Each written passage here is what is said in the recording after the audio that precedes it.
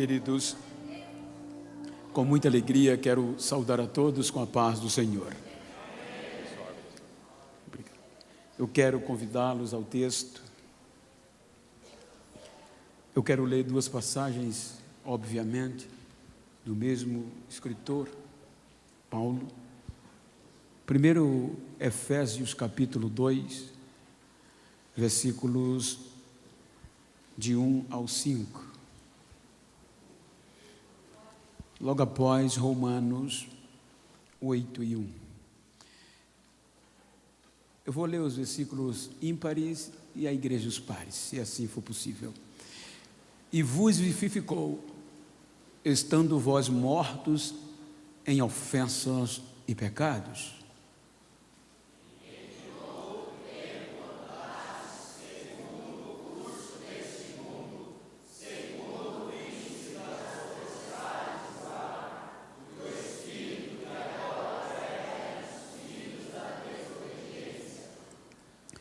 Entre os quais todos nós também antes andávamos nos desejos da nossa carne, fazendo a vontade da carne e dos pensamentos, e éramos por natureza filhos da ira, como os outros também.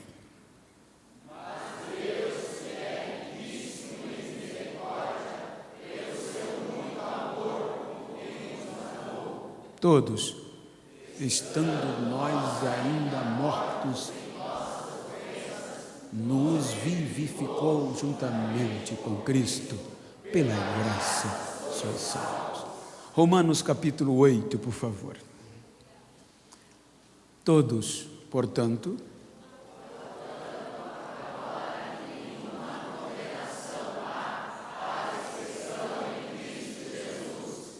que não andam segundo a carne, mas segundo o Espírito. Amém?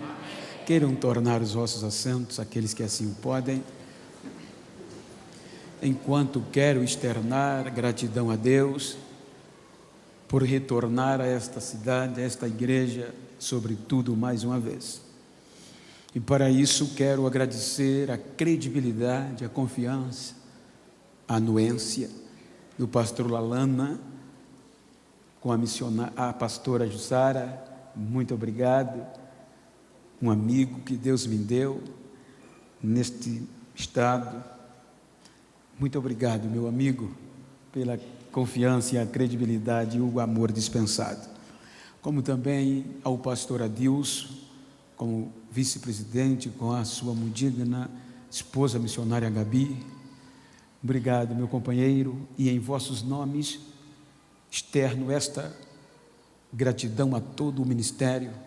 Reverencio a cada um dos obreiros, como também a igreja. Que Deus os abençoe. Quero agradecer a Deus pela vida da minha esposa. Quero mandar um beijo, que com certeza está nos assistindo. Te amo. Como também agradecer ao presbítero Aleixo, com a sua muito digna esposa e irmã Alexandra, pela receptividade desde a minha chegada, representando cada um de vós. Tem me recebido e me tratado de uma forma que eu não mereço. Obrigado, amigo, por este carinho. E rever alguns amigos, entre eles Claudeir. Quero agradecer a Deus pela sua vida e em seu nome extensivo a todos os demais amigos e comitivas de regiões circunvizinhas. Que Deus vos abençoe. Queridos, como há uma proposta aviva, e a palavra aviva, na sua essência, é estar vivo, ativo, atuante. Quero tomar por base este texto para falar uma mensagem cristocêntrica que está no meu coração e que vocês já sabem porque é Bíblia.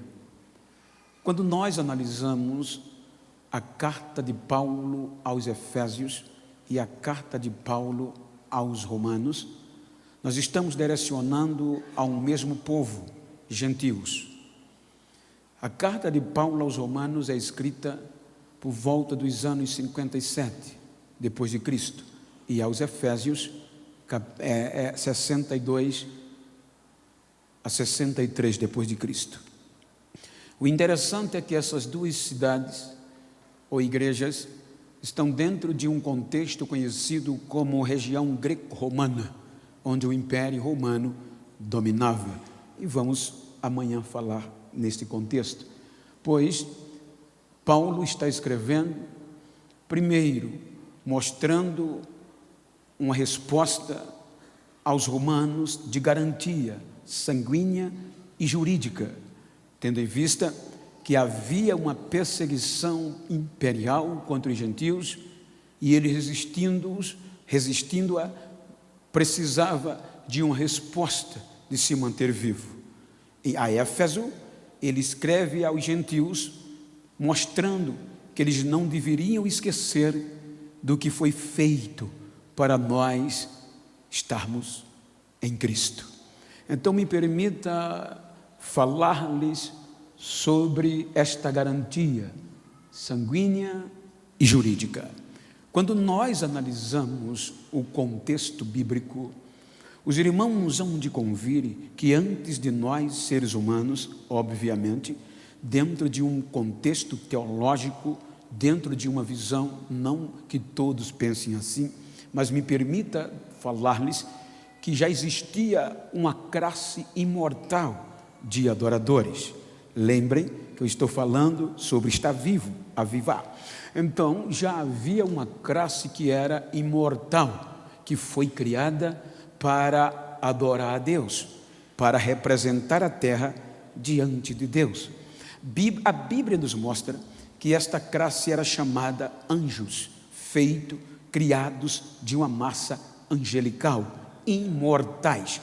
Porém, quando nós observamos o contexto litúrgico e hierárquico, havia um ser que era responsável para conduzir a adoração, o avivar. Avivar está ativo dos anjos a Deus. E este ser é conhecido como anjo de luz. E este anjo de luz, ele vai colher todo o contexto de adoração que os anjos produziam na terra e levavam a Deus. Por isso que Ezequiel, eu vou pedir a ajuda da mídia, Ezequiel, capítulo 28, versículo 13, diz o que este anjo era. Ezequiel, estiveste no Éden, jardim de Deus, de toda pedra preciosa era a tua cobertura. Isto implica dizer que era um ser de uma função sacerdotal. As suas vestes continham belezas. Isso implicava dizer, segundo alguns eruditos, que este ser, chamado anjo de luz, só ele, está no contexto do livro, do capítulo, só ele tinha acesso ao Monte Santo, à presença de Deus. Então, de forma litúrgica, a terra já tinha santuários, ou seja, lugar de adoração. Tendo em vista um exemplo, aqui nós estamos na sede, mas está tendo culto em diversas congregações, santuários, independente do tamanho, é um lugar de adoração. Assim os anjos já habitavam no contexto de Ezequiel.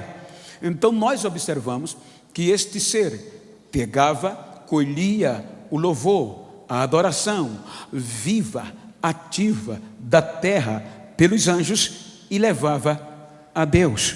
Chegava ele no Monte Santo, saindo do Éden, terra, subia, entrava no Monte Santo. Como é anjo, não tem gravidade, a atmosfera, as galáxias não impedem dele subir e descer. Então ele abria o coração pela perfeição que ele tinha e dizia, do seu coração saía louvor e adoração que os anjos avivados, vivos, levavam para Deus. Então o que saía, segundo alguns eruditos, era uma frase de reconhecimento, dizendo, tu és digno de honra, de glória, de domínio, de força, sabedoria, riqueza e louvor, e a terra está cheia da tua glória.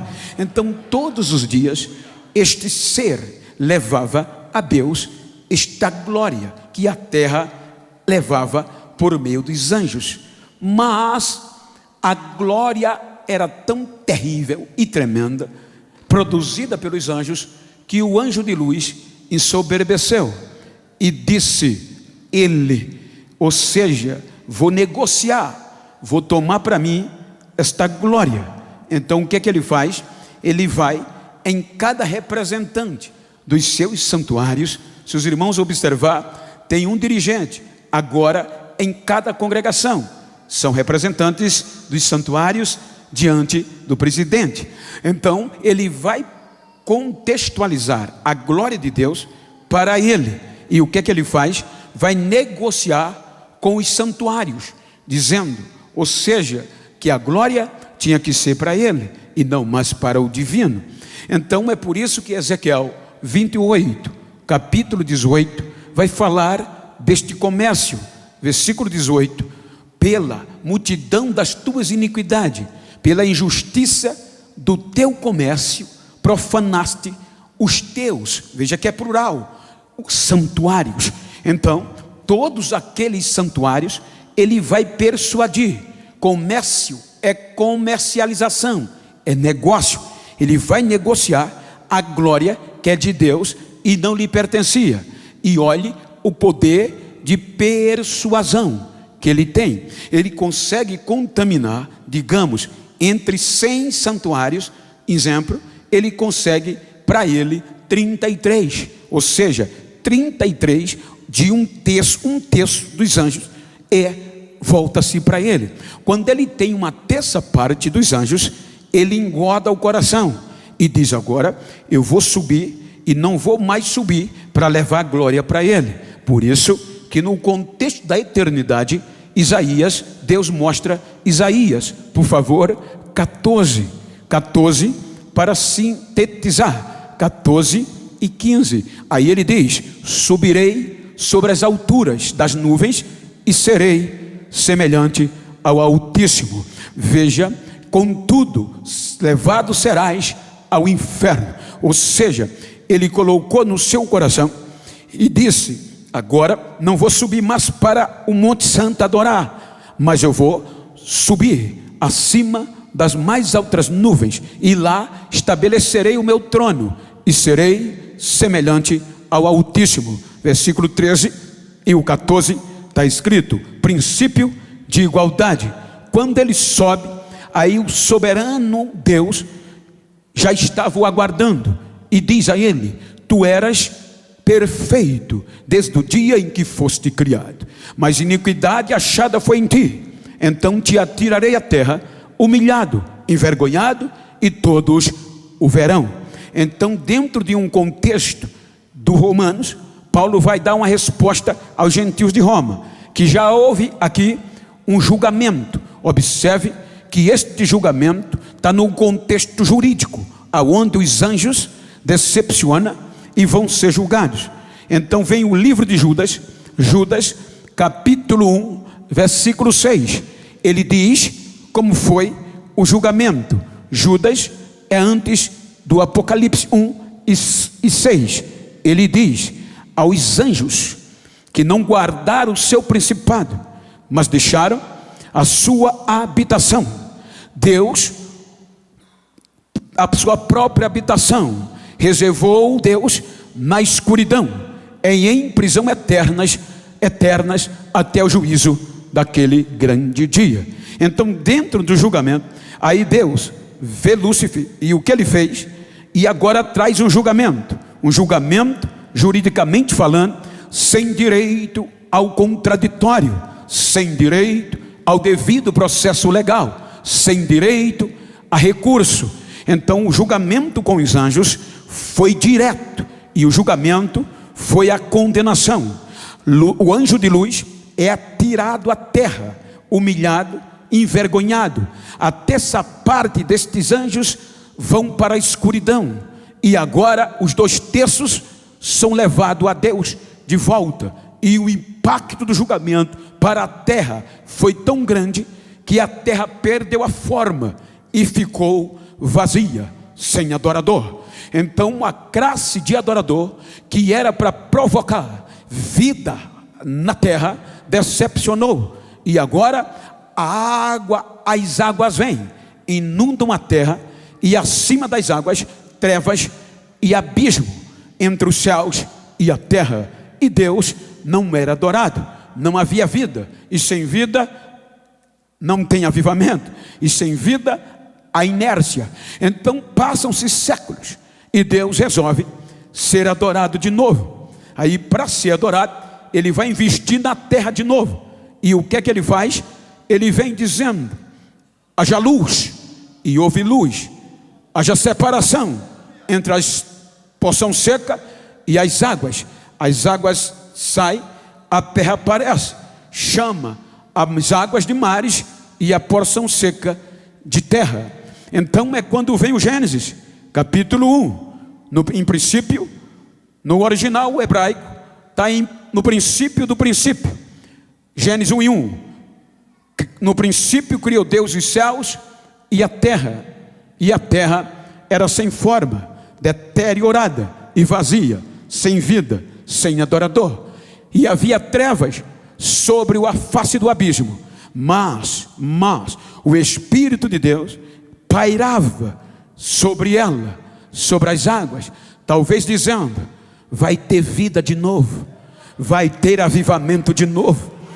Mas para isso precisava um ser, porque os anjos não conhecem a morte, são massa angelicais.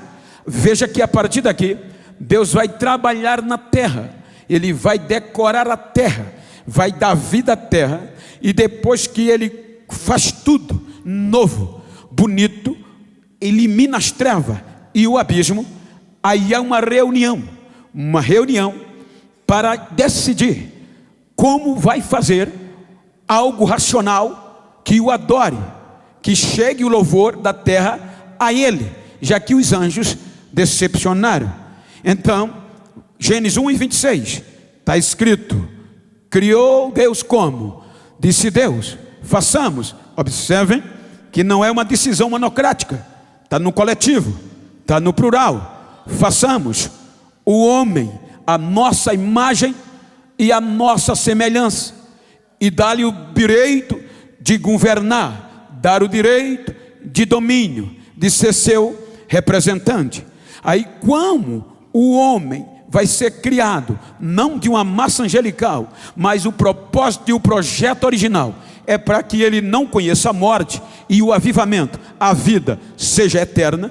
Aí vem o Gênesis, capítulo 2, versículo 7, e diz que do pó da terra formou o Senhor Deus o homem do pó da terra, e soprou em suas narinas o fôlego de vida, e o homem, o ser humano, foi feito alma vivente. Só que lá no Éden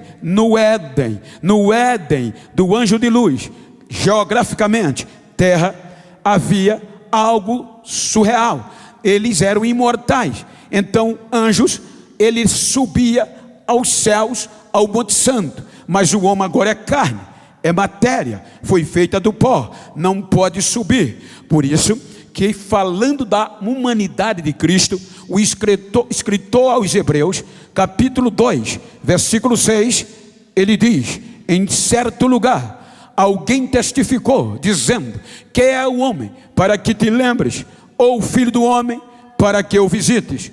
Um pouco, versículo seguinte: um pouco tu o fizeste, um pouco menor do que os anjos, e de glória o coroaste, de honra e de glória, e o constituísse sobre as obras das tuas mãos. Aí vem o Gênesis 2:8. Aí Deus, aonde estava o anjo de luz para adorar? Éden. Aí vem Deus dizendo: e plantou o Senhor Deus um jardim no Éden, no mesmo lugar que deu errado, que os anjos decepcionaram. Deus agora cria uma igreja, um jardim, lugar de adoração, do lado oriental, e pôs ali o homem que tinha formado. Aí diz a Bíblia que, como o homem é carne, é matéria e não é anjos, ele não vai transpor a atmosfera, então vai ter adoração. Aí era Deus agora, que em vez do homem subir, é Deus que desce na igreja, é Deus que desce no jardim. Está escrito no contexto, que toda virada do dia, Deus descia, entrava no jardim, e o ser humano o adorava de coração. Havia louvor, havia culto e havia adoração. Portanto, era como isto: o homem, o ser humano, já entendia e já ouvia a voz quando ele entrava no jardim. Portanto, vem o capítulo 3, e como agora o Gênesis capítulo 3, a serpente, sinônimo do anjo caído, entra no jardim, no Éden, porque era ali que ele habitava. Então ele dialoga com Eva e faz uma pergunta. Foi assim que Deus disse que nenhuma árvore vocês podem comer do jardim? Ela disse não. Deus disse que de todas as árvores a gente pode comer, exceto a do meio, a árvore do conhecimento do bem e do mal, porque no dia que comermos ou tocarmos, morreremos. Aí a serpente vai lançar a ela o mesmo que o afastou de Deus, princípio de igualdade. Você vai entender que é por isso que hoje, até hoje, está intrínseco no ser humano: mata, briga, abandona, trai, pelo poder. Então, quando Lúcifer disse não, é que Deus disse, a serpente disse, é que Deus tem medo de vocês, porque Ele sabe que no dia que vocês comerem deste fruto, serão iguais, princípio de poder, igualdade a Ele. Então, ela diz isso e some da cena. Veja que a partir daqui ela não vem mais, mas some da cena. Só que aqui entrou na mente de Eva. É aqui que entra o processo judicial, ou seja, 7 testemunhas vão presenciar e vão ver o que vai acontecer. Em um processo jurídico, as testemunhas não pertencem às partes envolvidas, mas ao juiz, e vai ter o direito, o dever de falar a verdade, nada mais que a verdade. Então, Romanos capítulo 8, versículo 35, veja que Paulo apresenta 7 testemunhas de um julgamento, ou seja, a carta de Paulo aos Romanos, sobretudo o capítulo 8, está falando de uma decisão final, de um processo jurídico, para dizer à igreja de Roma a garantia que eles tinham. Então ele diz: quem nos separará do amor de Cristo? A tribulação, uma testemunha; a angústia, 2; perseguição, 3; fome, 4; nudez, 5; perigo, 6; espada, 7. Então, quando a serpente fala isso, então aqui, aquela árvore estava ali. Nunca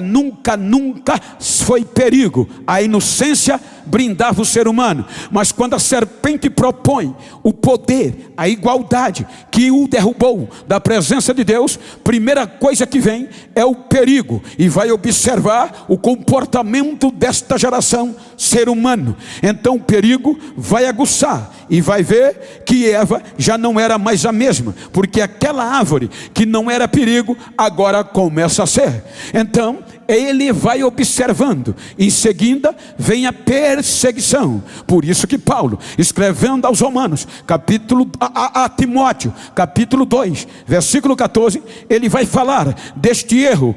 Adão foi perseguido, foi tentado, mas não cedeu, e Eva sim. Então a perseguição vai perseguir ela 24 horas, usando o nosso calendário, obviamente, por dia. Então a perseguição vai trazer os conceitos da tribulação. A tribulação vai se unir, o perigo e a perseguição. A tribulação, ela machuca por fora, ela fere, e você fica perturbado, mas aí ela junta-se à angústia, e a angústia é de dentro para fora. A angústia faz Eva, e Adão não aguentou e contou o que a serpente disse. Olha, a serpente falou que se nós comermos não morreremos, mas vamos receber poder iguais a Deus. Aí ela convence Adão, aí a angústia faz ela convencer. Quando ele é convencido, a fome vem, e a fome leva eles para onde? Para o jardim,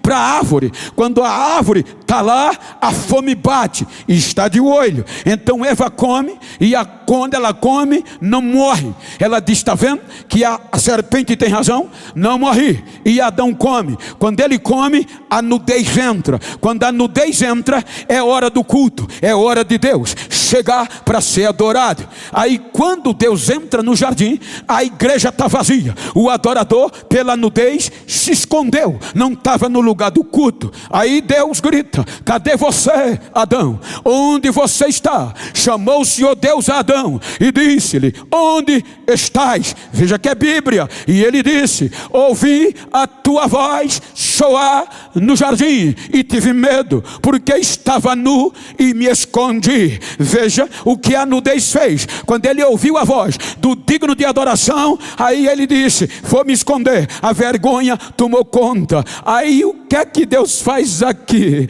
Olha, Deus disse: quem te mostrou que estavas nu? Comeste tu da árvore de que ordenei que não comesse? Aqui há uma diferença jurídica. Observem o seguinte: os anjos não tiveram direito a isso.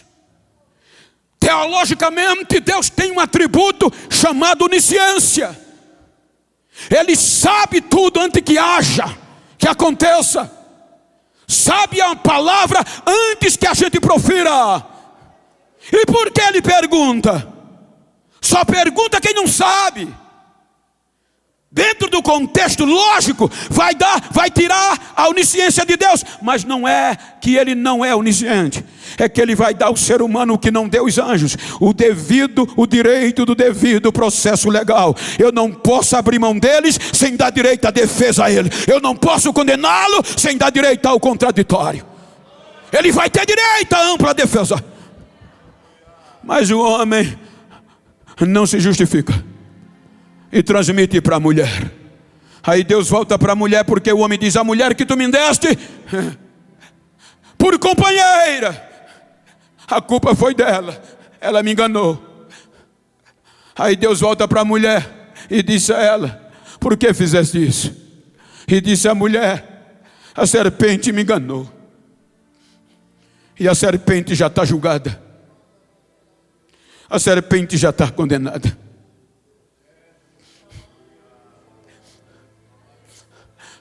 Já havia uma jurisprudência que é o modelo de um julgamento.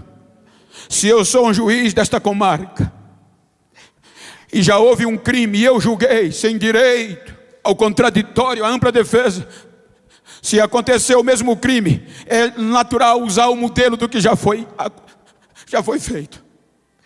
Então, como o crime é igual, era para nós não existirmos. Porque a justiça dizia: é o mesmo crime, use a jurisprudência. E qual era a jurisprudência? Apocalipse 20: sermos jogados no lago de fogo.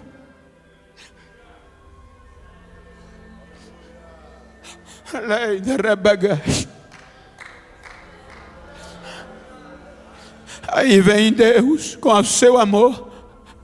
Por isso que Paulo disse: por esse crime veio o pecado, e o pecado trouxe a morte. E aonde tem morte não tem vida, não pode haver avivamento. Aí quando o inferno agora que vai reinar, a morte vai mandar, pensava que Deus ia desistir do ser humano, ele vai dar este álibi, este recurso dele próprio, a graça. A graça vem.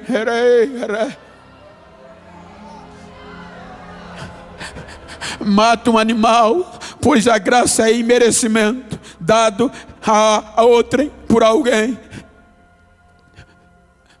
Mata um animal, veste o ser humano, cobre a sua nudez, mas vai aplicar a sentença.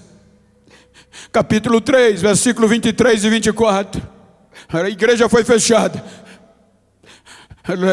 23 e 24, versículo, por favor. Por conta da sentença, então o Senhor Deus disse, melhor dizendo, é versículo 23 e 24, do mesmo capítulo 3.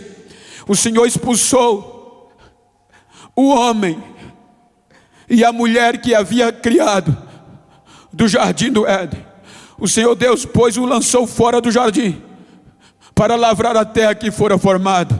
24. Havendo Deus lançado fora o homem, pôs querubim a oriente do jardim do Éden, e uma espada inflamada que estava ao redor, para guardar o caminho da árvore da vida. Observem que, como o anjo de luz afastou-se do Éden, igreja, agora o ser humano vai ser afastado, e uma forma protetiva vai ser colocada na igreja. Ele não tem direito mais de voltar até se reconciliar. Então, o que é que acontece? Não há mais louvor. Os testemunhos das 7 testemunhas afastaram esta geração de Deus. Passaram-se séculos e Deus não é adorado de forma coletiva. Então vem o capítulo 6 do Gênesis. No capítulo 6 do Gênesis, a geração de Adão degradou-se no pecado. Se você ler a epígrafe do capítulo 6, degradação geral do gênero humano. Aí quando vem a segunda petição, pelo pecado, a morte e o inferno, eles denunciam o ser humano. O pecado vence, o pecado vencendo, a morte reina. Então você vai entender o que Paulo disse aqui, ou seja, Romanos 5,14. Você vai ver que ele está lá dizendo, a mesma igreja, no entanto, a morte reina, desde Adão aqui até Moisés. Agora aqui é Adão, a morte reina até a geração de Adão. Aí vem uma denúncia, e no capítulo 6 do Gênesis, aí o juiz desce e aceita a denúncia. Quando vai analisar e vai ouvir as testemunhas, culpa total, provas contundentes. Aí ele diz, me arrependi de ter feito o ser humano de usa verdes criados. Vou desistir dele, vou dar cabo dele e vou destruir tudo o que criei, pois o seu coração é mau em todo o seu desígnio. Quando Deus vai assinar a sentença e a acusação já fazia festa, aí a graça vem de novo. Veja que Deus protelou para os primeiros julgamentos, agora ele vai dar a sentença, mas a graça vem. E quando a graça vem, veja que a epígrafe diz, degradação geral, mas a graça acha Noé no meio daquela multidão, e diz a Bíblia que Noé achou graça aos olhos de Deus, e pela graça Deus vai preservar o ser humano. Ele aplica a sentença. O dilúvio, mas pela graça 8 almas vai ser poupada. A sentença é concluída no capítulo 8 do Gênesis. Ele tira Noé da arca e seus filhos e dá o direito de recomeçar. Lembrou Deus de Noé e de todos os seres viventes, e você já sabe o restante, os tirou da arca. Então no capítulo 9 ele dá uma nova ordem ao ser humano para recomeçar, e abençoou Deus a Noé e a seus filhos, e disse-lhe, frutificai, multiplicai-vos e enchei a terra. E ele vai devolver o que vocês leram na criação de Adão, do homem. Vai devolver, versículo 2, ao homem o temor de tudo que existe na terra, e o temor de vós e o pavor de vós viram sobre os animais da terra, sobre toda a ave dos céus, tudo que se move sobre a terra, e todos os peixes do mar. Nas vossas mãos eu entrego o domínio, o poder e o reino terrestre. Está na mão do ser humano de novo. Capítulo 11 do Gênesis. Eles decepcionam e aí perdem o direito de viver. Eles desobedecem o capítulo 9 e diz, não vamos espalhar, vamos se juntar em um só lugar para não migrarmos, sermos famosos. Aí a acusação vem e diz, venci. Aí denuncia de novo, vem a terceira audiência. Veja que Deus desceu no capítulo 3, no capítulo 6 e agora no capítulo 11. O capítulo 11 do Gênesis, Deus desceu, aceitou a denúncia. Ele só desce porque aceitou a denúncia. Então a denúncia é aceita. Quando Deus observa e ouve as 7 testemunhas, é culpada a geração de Noé. Aí Deus diz, eu prometi a Noé que jamais ia destruir o ser humano pelo meu amor, como eu fiz pelo arco-íris. Quando você ver em chover, que vê o arco-íris, é sinônimo de uma aliança que Deus fez com Noé, dizendo, eu amo tanto vocês que eu não vou abrir mão de vocês jamais. Então agora eles erram, mas como há uma aliança, aí o Espírito vem e confunde a linguagem, e eles embargam a obra, mas porém são espalhados, sem relacionamento, sem adoração, inerte no contexto de vida espiritual. Os séculos se passam, aí Deus investe de novo. Capítulo 12 do Gênesis, Deus vai na Mesopotâmia, lugar entre rios, rio Tigre e rio Eufrates, região do Éden. E quem estava morando lá? Os semitas, idólatras, desde pai a filho. Aí Deus agora vai criar um projeto de adoração, porque as 7 testemunhas afastaram a geração de Adão e afastaram a geração de Noé de Deus. Aí agora não tem avivamento. Aí vem agora, e Deus vai no meio da idolatria para criar um projeto original, que ele pudesse dizer: esse agora é meu, eu sou seu Deus e ele é o meu povo. Aí chama Abraão e vai criar os judeus. Por meio de Abraão vem o projeto que Deus diz: este vai dar certo, é a menina dos meus olhos, eu serei seu pai, ele será meu filho. Então Deus vai trabalhar no capítulo do Gênesis, a partir do capítulo 12, em sustentabilizar este projeto de adoração.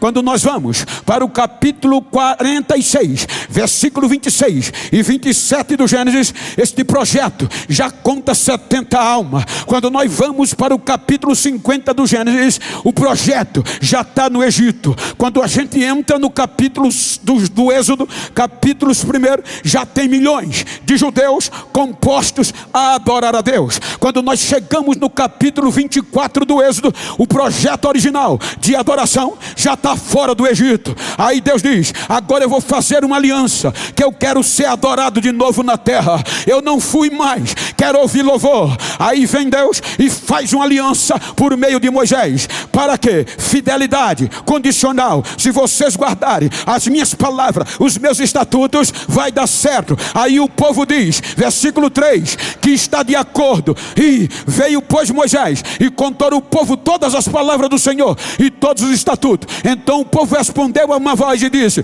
todas as palavras que o Senhor tem falado, faremos. Saímos do capítulo 24, vamos para o 25. Já que tem uma aliança, já que tem sangue, vai ter avivamento. Aí Deus diz: Moisés, faz um lugar para eu descer na terra de novo e ser adorado. O tabernáculo começa. Quando o tabernáculo começa, é Deus que vai dizer como o avivamento vai acontecer. Trabalha 15 capítulos. Quando a gente chega no capítulo 40 do Êxodo, versículo 33, o tabernáculo está concluído. Agora tem aliança de sangue de novilho, tem comprometimento. Aí Moisés faz o culto, vai adorar, vai ter louvor. Capítulo 40, versículo 33, levantou também ao pátio ao redor do tabernáculo, do altar, pendurou as cortinas da porta do pátio. Assim Moisés acabou a obra. Veio o culto, veio a adoração, veio o louvor, e então a nuvem cobriu a tenda da congregação e a glória do Senhor encheu o tabernáculo. O avivamento voltou.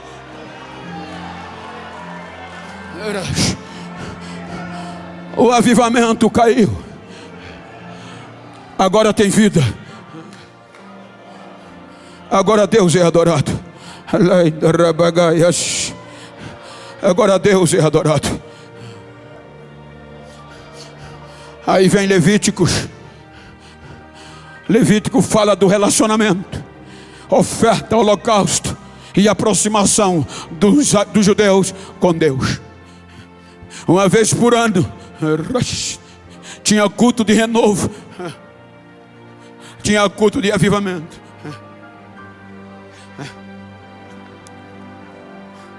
Tinha lei, mas faltava algo, porque a morte vai predominar ainda, e o pecado. Por isso que a Bíblia diz que nas crises o Espírito vinha sobre, de forma alternada, ou selecionada e temporária, seletiva. Veja que em todo o Velho Testamento o Espírito não enche, ele vem sobre. Por exemplo, se eu quiser encher esse copo, eu tenho que botar água dentro. Se eu deixar a água aqui, ele não é cheio. Então no Antigo Testamento o Espírito vem sobre Gideão, vem sobre Davi, vem sobre fulano, sobre pasmem. Eles excluíram o tabernáculo porque não achava digno de Deus morar ali e faz o templo. Deus dá tanto poder à adoração desse povo, que Ele diz que este povo que o adora, só os judeus até aqui, é capaz de eliminar um decreto que Ele tenha feito. Por isso que quando Salomão inaugura o templo, segundo as Crônicas 7:12 por diante, aí Deus vem visitá-lo. O Senhor apareceu de noite a Salomão e disse-lhe: ouvi a tua oração e escolhi para mim este lugar, para a casa de sacrifício. Deus disse: eu vou morar aqui agora.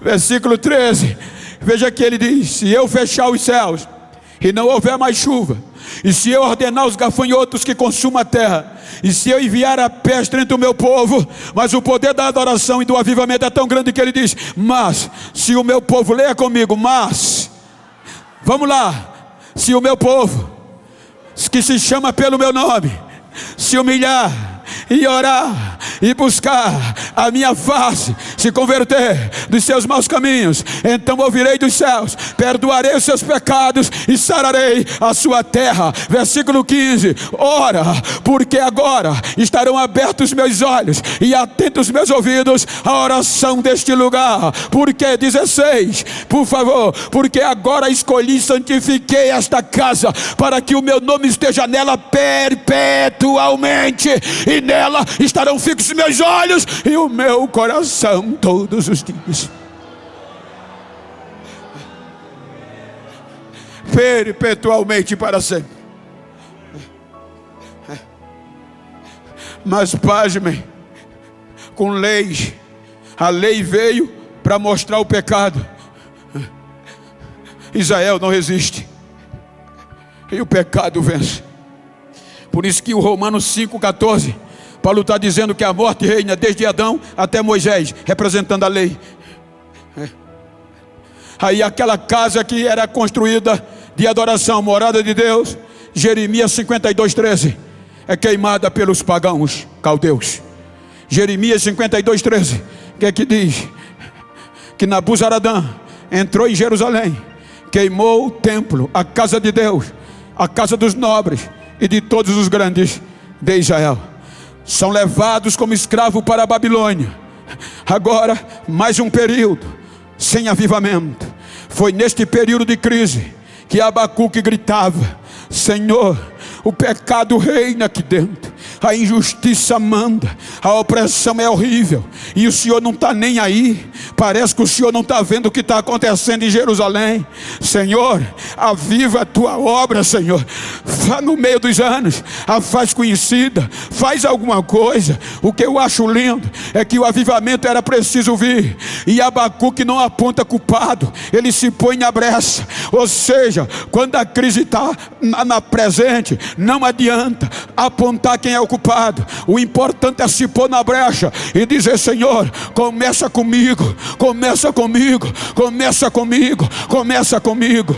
Abacuque não vê o avivamento. Por quê? Porque o povo desobedece, vai para a escravidão, 70 anos sem adoração, 70 anos sem avivamento, esquecidos, e Deus sem ser adorado. Aí Deus vai buscá-los de volta, lá no cativeiro, traz de novo, manda recomeçar, reconstrua. Mas Senhor, só tem monturo. Aí Esdra fala que Deus disse: me adorem, faça um culto de avivamento na nossa linguagem. Aí os sacerdotes, os pastores, levantaram um altar, sem glamour, sem ouro, em meio aos entulhos. Aí diz Esdra que quando os sacerdotes que viram, os crentes mais velhos, a glória do templo de Salomão, que ainda cultuaram nele, agora cultuar a Deus em um meio do entulho, só com o altar, começaram a chorar, lembrando da glória do passado. Mas os jovens da nova geração,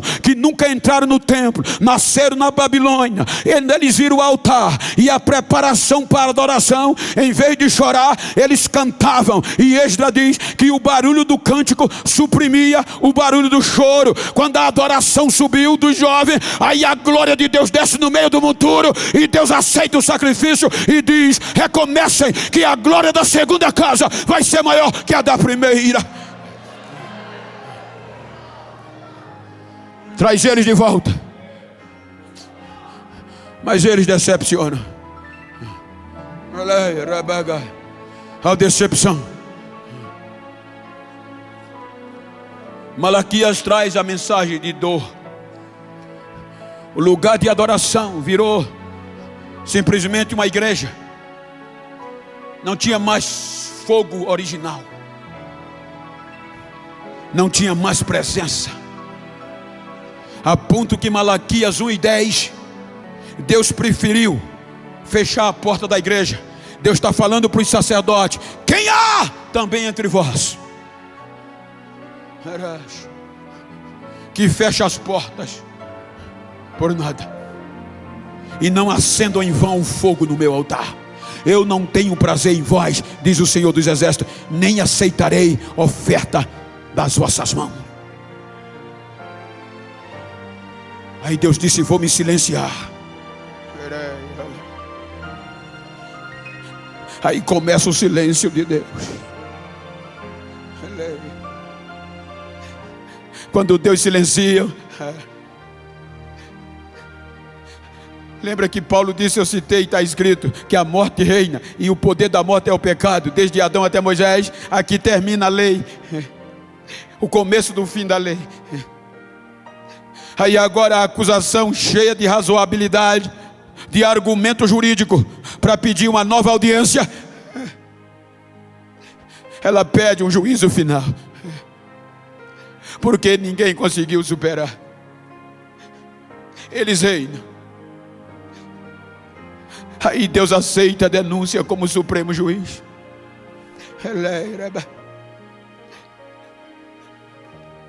E vai tomar a decisão final para o processo ser transitado em julgado. Me permita contextualizar como bacharel em teologia, pensamento meu, que é aqui que Jesus mostra a João o Apocalipse,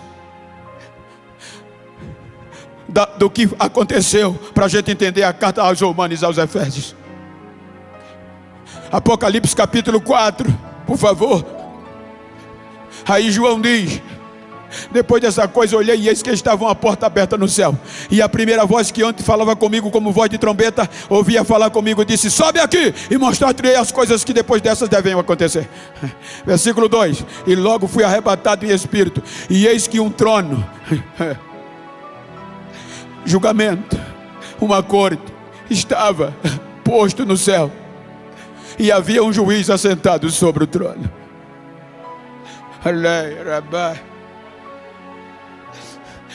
Aí vem o capítulo 5.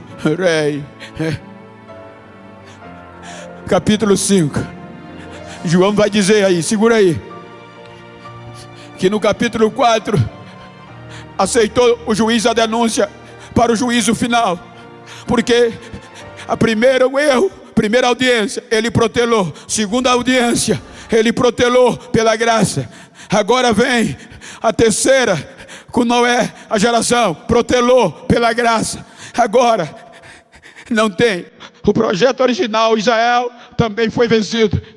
A lei enfraqueceu, enfermou. O sangue de novinho não protegeu Israel. Aí ele monta o julgamento, e vão vir as testemunhas.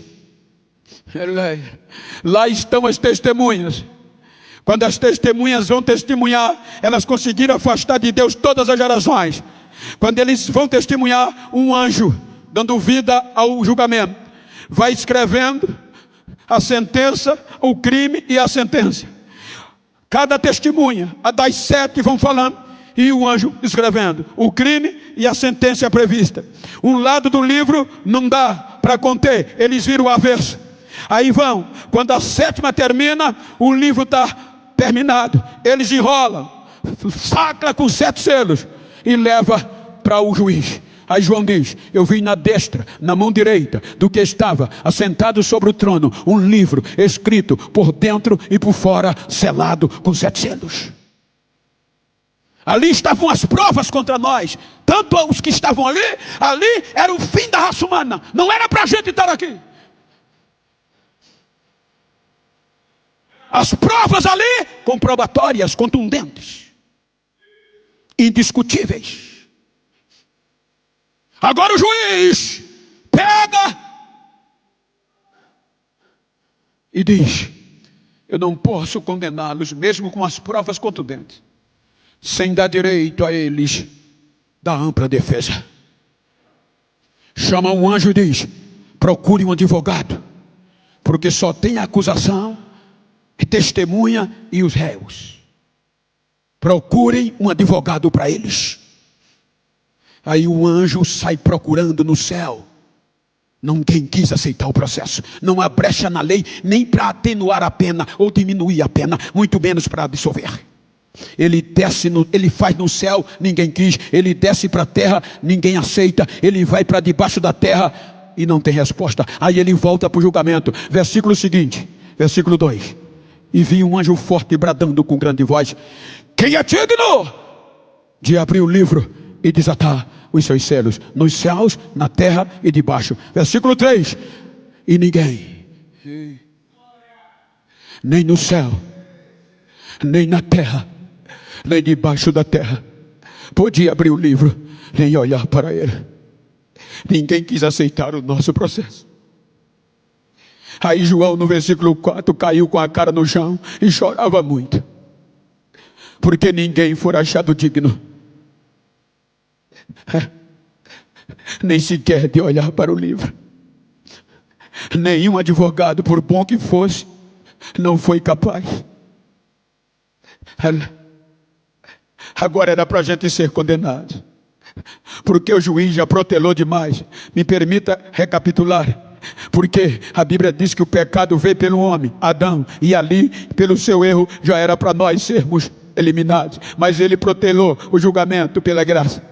Aí vem a Bíblia dizendo que Adão gerou a Sete, o pecado e a morte venceu. Sete gerou a Enos. Veja que Enos começou a adorar, mas o pecado venceu e a morte o destruiu. Enos gerou a Cainã. Cainã também foi vencido, mas gerou a Malalel. Malalel gerou a Jared, e Jared gerou Enoque. Enoque disse: eu não quero pecar, e para eu não pecar, vou andar com meu Deus. Aí Deus disse: gostei, já que você decidiu não pecar, eu vou te arrebatar vivo daí, porque quem anda comigo a morte não toca, e vou dar exemplo à tua geração. E arrebatou. Mas Enoque também gerou a quem? Metusalém. Metusalém não conseguiu vencer o pecado, mas gerou a Lameque. Lameque, o pecado e a morte venceu, mas gerou a Noé. Noé gerou Sem, Cã e a Jafé, e o pecado vem, mas pela graça foram salvos. Vem a condenação, dilúvio. Passou o dilúvio, aí Deus protela o julgamento e pega Sem, filho de Noé. Os semitas vêm daí.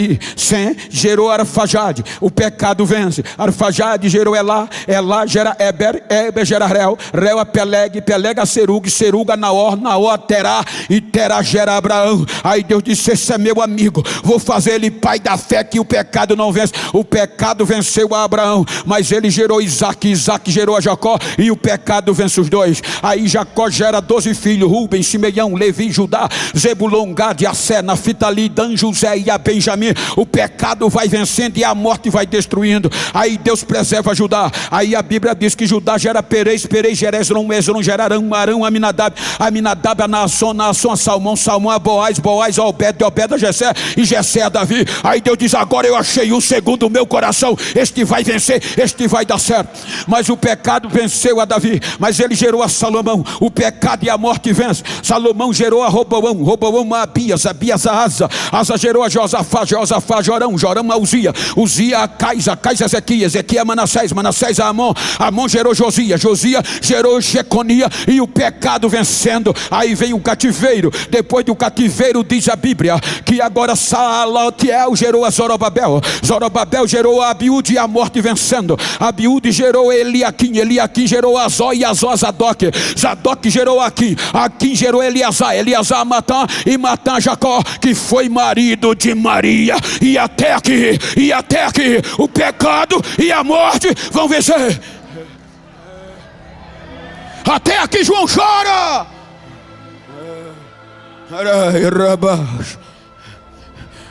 Mas o livro está lá, selado com 7 selos. E ninguém foi achado digno. Só cabe agora o juiz decretar a condenação eterna.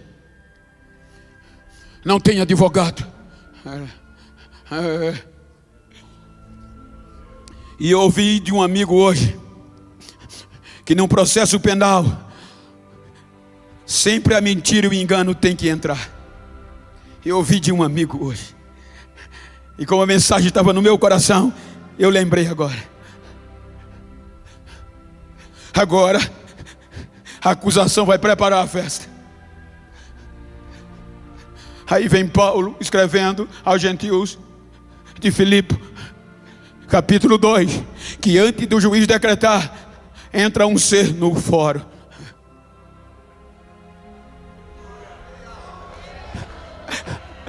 Filipenses capítulo 2.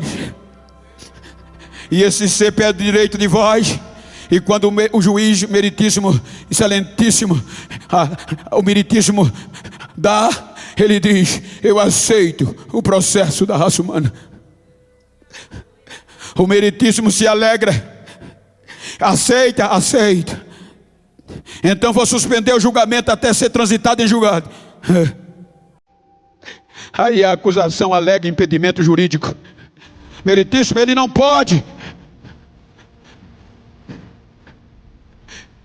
O processo o impede. As prerrogativas que ele tem o impede. Ele não pode julgar, ele não pode advogar em prol do ser humano. Por quê? As prerrogativas. E quais são as prerrogativas? Ele é o princípio, ele é o fim. Ele é glorioso. Ele é Pai da eternidade. Ele é o Alfa, ele é o Ômega. Todas as coisas foram feitas por ele, e sem ele nada do que foi feito se fez. Ele é revestido de glória e de poder. Você lembra que o anjo de luz caiu querendo poder? Você lembra que Adão caiu querendo poder? Agora ele, cheio do poder, detentor do poder. Aí vem Filipenses capítulo 2, versículo 6. Leia comigo. Ele diz: meritíssimo, eu sendo em forma de Deus, não vou ter usurpação de ser igual a Deus, mas eu vou me humilhar.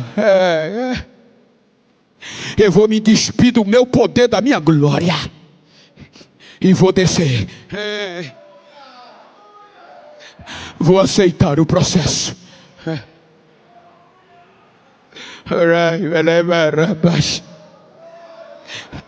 O juiz nos ama tanto, gente. O juiz nos ama tanto, que é por isso que quando Paulo escreve aos Romanos capítulo 8, versículo 31 e 32, ele diz isso dentro de um cântico jurídico. Capítulo 8, versículo 31 e 32. Leia, 1, 2, 3.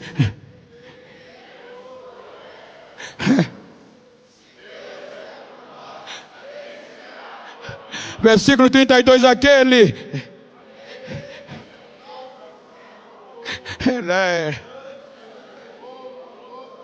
Quem faria isso? Quem faria isso? A gente ainda era criminoso. Você está entendendo agora que a gente vivia mortos. Por isso que ele disse aos Efésios que não podiam esquecer do que foi feito.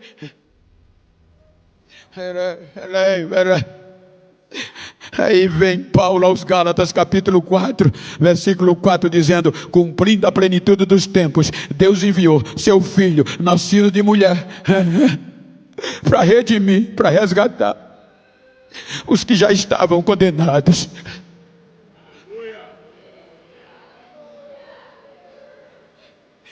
Ele vem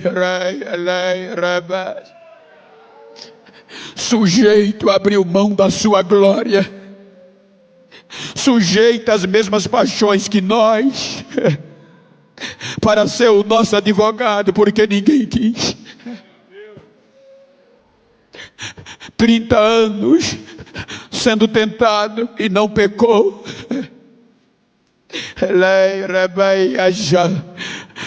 Com 30 anos, ele debruça no processo. E as 7 testemunhas vão vir. Pode olhar, que durante esses 3 anos, está a fome, está o perigo, está a nudez, está a tribulação. Vou só sintetizar. A tribulação vem com a nudez. Ele foi tirado toda a roupa para se tornar vergonha pública. Por isso que Paulo chama de opróbrio, que era o mais alto nível da vergonha de um ser humano na época. Tiraram-lhe todas as roupas, mas ele não desistiu do processo. Aí a tribulação vem e diz: eu vou triturar você, você vai ter que devolver o processo. Eu, sendo advogado, aceitei um processo do companheiro. Então eu não tenho como te absolver, eu não tenho como nem diminuir a pena, eu devolvo o teu processo. A tribulação disse: você vai devolver. Mas no nosso caso, como Jesus devolver, que já procuraram no céu, na terra e debaixo da terra? Como procurar outro que já foi procurado e ninguém quis? A tribulação disse: você vai ter que devolver. Aí Isaías vem dizendo que em vez de devolver, ele toma o meu e o teu processo sobre si, e agora o castigo que ia nos absolver está sobre ele, está sobre ele. Quando ele toma sobre si, a espada vem. Era meio-dia, vão separar ele do Pai. Ele já está na cruz com os nossos processos, os nossos pecados. De meio-dia a 3 horas da tarde, o nosso pecado sobre ele, a morte vencendo. O Pai vira as costas e ele grita: Deus meu, por que me desamparaste? O Pai não responde. 3 horas da tarde, a morte olha e vê sobre ele os nossos pecados e diz: agora eu pego ele. Ninguém passou por mim. Ela vem e o detona, mata-o. 3 horas da tarde, 6 horas da noite, já está sepultado como qualquer outro que veio e não venceu. Só que há um processo de surpresa. A ciência fala de uma matéria chamada autólise. E a autólise diz: se eu morrer aqui agora, nem todas as células do meu sangue morrem.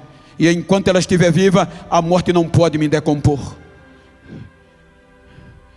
Aí ela vem com a primeira parte, a decomposição. A decomposição tem 12 horas para entrar no meu organismo.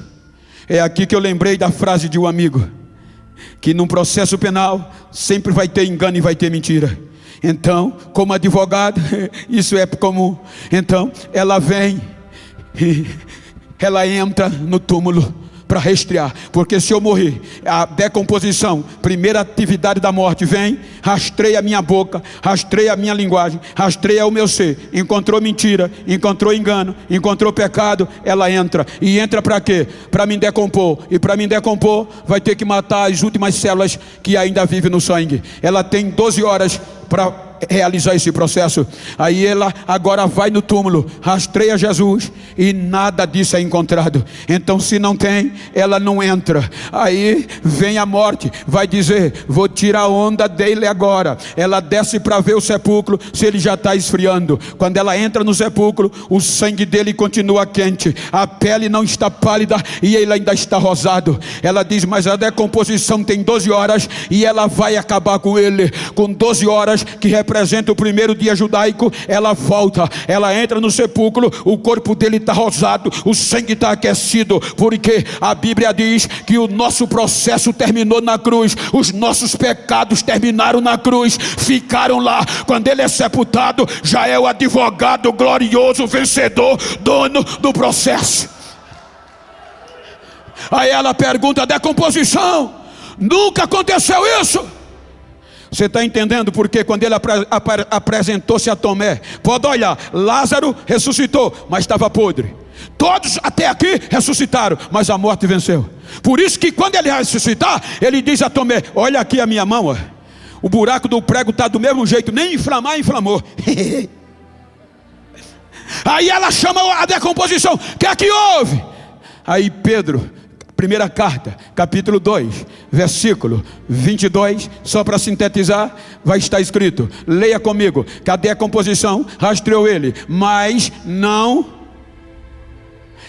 encontrou pecado nele, e nem da sua boca o advogado que não enganou, que não mentiu. Aí ela disse: eu não posso entrar. Se ela não entra, a putrefação não entra, porque se ela entrasse, a putrefação vem, vai entrar no organismo, vai decompô-lo, e daqui a pouco ele está podre. 24 horas, segundo o dia judaico, já está podre. Coloca algodão e enterra, que vem mau cheiro. Aí com 25 horas vem a colonização, os insetos que vão habitar neste corpo e vão destruí-lo, e a morte vence, tornando ele pó. Mas agora, terceiro dia, a morte vai olhar, ele ainda está inteiro, não tem decomposição, não tem putrefação, não tem inseto no túmulo, não tem mosca, não tem mosquito, ele está inteirão, ele está inteirinho. Aí a morte vem, olha e diz: o que é que está acontecendo? Aí chama pelo pecado, aí o pecado vem. Hebreus 4,15 diz o escritor: nós não temos um sumo sacerdote que não possa se compadecer da nossa fraqueza, porém um como nós, que em tudo foi tentado, mas em nada ele pecou. O pecado de seu filho de tudo, mas ele não pecou. Eu fiz de tudo, mas ele não pecou. Ele venceu, ele venceu, ele venceu, ele venceu, ele venceu, ele venceu.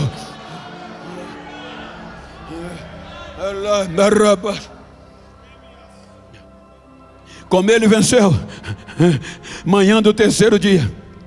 Na época antiga, um rei, quando vencia o outro, descia na casa do perdedor, tomava a coroa, tomava o poder, tomava os despojos e levava para si, e mandava um mensageiro na frente para a cidade, e o mensageiro já saía gritando: nosso rei venceu. Levanta os portais, alargue os portões, porque por mais alto ou mais largo que fosse, não cabe a glória de um rei que vence. Aí no terceiro dia, quando o pecado e a morte se rendem, diz a Bíblia que ele desce ao baixo profundeza da terra, prega, toma o poder da morte e do pecado, prega para as almas desde Adão até ali. E eu creio que ele disse: quem estiver em mim não desce mais para cá, o caminho agora é para cima, o caminho agora é para cima.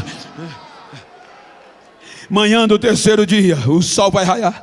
Aí Maria Madalena, preocupada com a putrefação, vai com o circo de oração no comércio, no mercado de Jerusalém, compra o bálsamo e diz: vamos lá, vamos colocar o bálsamo para ele demorar mais para apodrecer. Quando ela chega no túmulo, tem surpresa: a pedra está removida, o lacre romano está quebrado. E quando elas vão entrar, os anjos dizem: mulheres, o que é que vocês estão buscando? O corpo do nosso mestre não está mais aqui, roubaram. Começa a chorar. Os anjos dizem: está chorando por quê? Porque roubaram o corpo do nosso mestre e não está aqui. Roubaram não. E o que é que houve? Vocês estão procurando no lugar errado. Estão como? Estão procurando entre os mortos aquele que já está vivo. Ele não está mais aqui, ele já ressuscitou. Quem crê que ele está vivo? Quem crê que ele está vivo? Então balança esse crente que está do teu lado aí, ó, crente pentecostal, sacode ela aí e diz: levante a cabeça, meu irmão, é tempo de avivamento. Ele está vivo, ele está vivo, ele está vivo.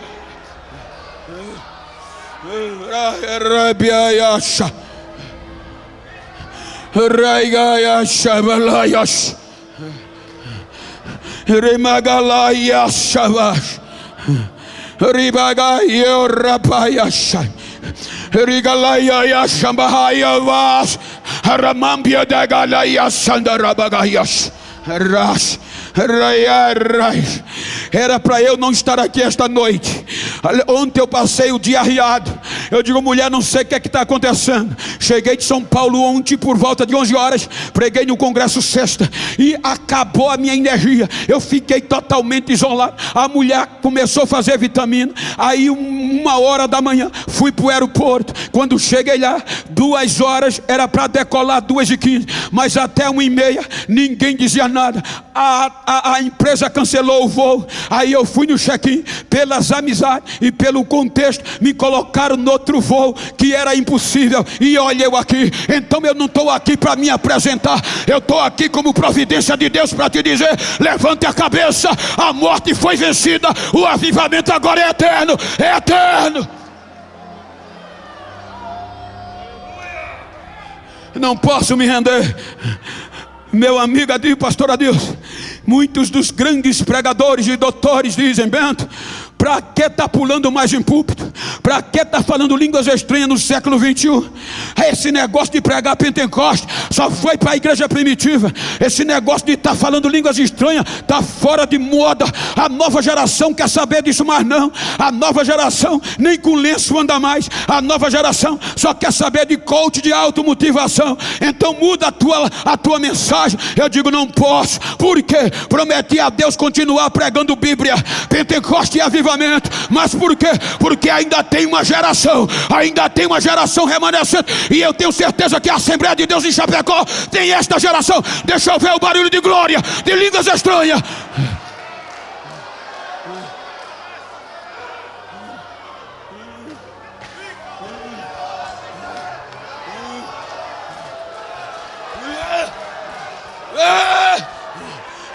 Não me tome como menino, não me tome como doido. Eu sou doutor em bacharel, sou bacharel em teologia, mas isso não me impede. Quando eu me formei, me disseram: tu agora não pode mais pular, tu é doutor, agora é que eu tenho que pular, porque eu estou mais perto dele do que quando eu aceitei a fé. Quem vem comigo? Quem vem comigo? Quem vem comigo?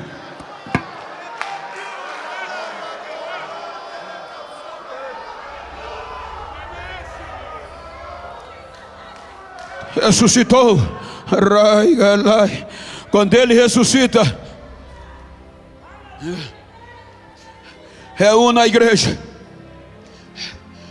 e vai voltar para os céus. O julgamento é retomado. O Supremo retoma o julgamento. As 7 testemunhas estão presentes, e nós réis. Mas a acusação já não vem mais, porque já não tem alegação contra nós. Aí o meritíssimo para o andamento do processo, e como está no último momento para ser arquivado, ele vai ouvir as 7 testemunhas que afastaram do Pai, afastaram todos os projetos de adoração e de avivamento. 7 testemunhos que condenaram até aqui foram 7 testemunhos de inocência. Nem a morte, nem o perigo, nem a espada, nem a fome, nem a nudez, nem a tribulação, nem a espada acusou ele de nada. Inocente. Aí um anjo diz em Apocalipse 5 que quando o anjo no céu viu 7 testemunhos de inocência, aí ele começou a gritar, quebrar o decoro e correr para onde está João, dizendo: João, para de chorar. E disse um dos anciões: não chore, João. Mas por que eu tenho que parar de chorar? Aí eu acredito que ele, quando ele levanta a cabeça, aí vem uma voz dizendo: levantai portais da eternidade. Salmo 24: alargai portais da eternidade, que vai entrar o Rei da Glória. Quem é este? O Rei da Glória é o Senhor glorioso, vitorioso na batalha. Aí o anjo diz: eis o leão da tribo de Judá, a raiz de Davi. Ele venceu, ele é digno de tomar o livro, desatar o livro e de ler o livro, porque ele foi morto e está vivo. Ele vai diante do juiz, pega o livro. Quando ele pega o livro, acontece no céu uma coisa inédita. Os 24 anciões e os 4 seres viventes, que só se dobrava diante do Pai, cai de joelho dizendo: tu és digno de abrir o livro, de tomar o livro, de ler o livro. Tu foi morto e reviveu, e com teu sangue comprasse para Deus povo, tribo, língua e ração, e os fizesse adoradores. Aí o coral, cadê o maestro? Levanta a mão. O maestro do céu fez logo um hino novo para os anjos cantar. Aí quando os anjos vão começar a cantar um hino novo, aí o juiz diz: espera aí, agora vai voltar como era. Não é só vocês, quem está na terra, quem está no céu, quem está no mar, quem está debaixo da terra também vai cantar. Aí João diz que viu vindo desses lugares um cântico novo que dizia: digno é o que está sentado no trono e o cordeiro que foi morto e reviveu. Ele é digno de honra, ele é digno de glória, ele é é digno de riqueza, de sabedoria, de louvor, de adoração. Ele venceu, ele venceu. E todos diziam amém. No céu, na terra, no mar, debaixo da terra, amém. E agora em Chapecó, diga comigo, ele venceu, ele venceu, ele venceu, ele venceu, ele venceu. Senta à direita do Pai. Estou concluindo, pastor. Senta à direita do Pai e diz: Pai, eu prometi à minha igreja que a partir de agora ninguém vai mais apagar. Derrama o que Adão perdeu para ela. Veja que o termo é revestir. Só se reveste quem um dia foi vestido e ficou nu. Por isso que o prefixo re, voltar. Devolve para ela o que Adão perdeu, o teu espírito que habitava dentro dele. E de lá até aqui só é sobre, não entra mais. Aí o papai diz: é agora, filho.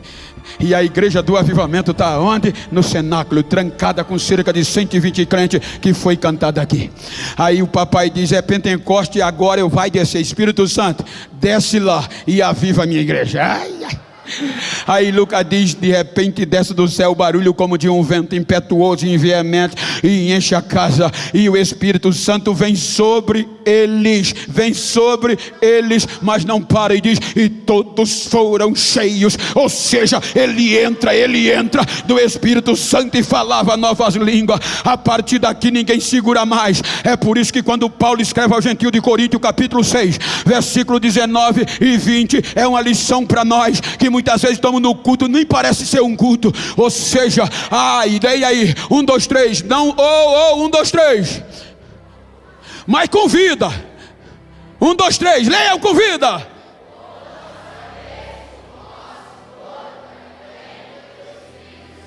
Que habita proveniente. Ou seja, diga para quem está ao seu lado: ele não é hóspede, ele não é turista, ele não é inquilino, ele é proprietário, ele é dono. Então, só para provocar, diz para quem está ao teu lado aí, diga: se eu sozinho, diga para ele: se eu sozinho já avivo Chapecó, imagina eu e você junto. Vamos avivar Chapecó. Chapecó vai pegar fogo por nós.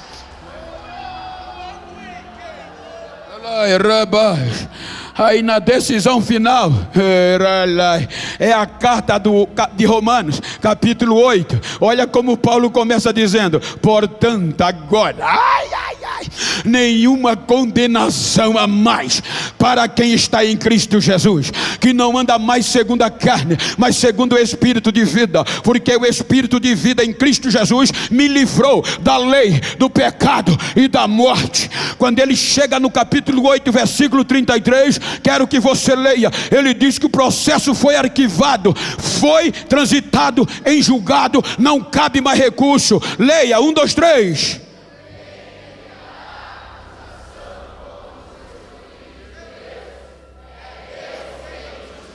Ponto. Diga ponto.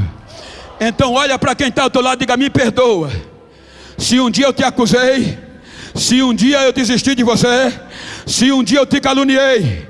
Diga: é porque eu não sabia que tu era tão importante assim. Diga: eu sou.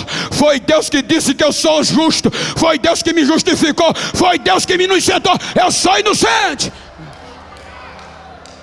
Aí Paulo continua cantando o hino depois da audiência. É por isso que a partir do versículo 35 ele vai dizer: quem nos separará? Olha o desaforo. As testemunhas separaram todos até aqui. Quem nos separará, a igreja de Cristo, do amor de Deus que está em Cristo? Aí ele vai dizer: o perigo, a tribulação, a nudez, a fome, a espada. Estou certo que por amor a ti somos entregues à morte todos os dias, mas somos mais que vencedores por aquele que nos amou. Porque eu tenho certeza que nem a morte, nem a vida, nem os anjos, nem os principados, nem a potestade, nem a altura, nem a profundidade, nem o presente, nem o futuro, nenhuma outra criatura vai nos separar do amor de Deus que está em Cristo Jesus nosso Senhor. Cadê os avivados inseparáveis? Cadê os avivados inseparáveis? Elainda Rabayas. Raias, repiaias, salvaos, play colombio serviamar, Raya em Deus servios, Negrai Maintia Sefiabiolas, Hermigulaio Sambriavas, well.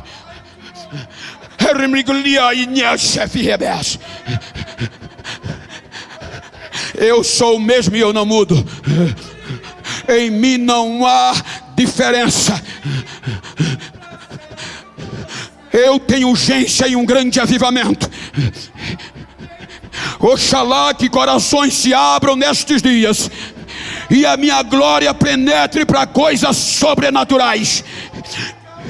Minha igreja receba a apoteose da minha glória e o avivamento do meu espírito. Assim diz o Senhor: recebam agora renovo da minha parte, diz o Senhor desta igreja. Agora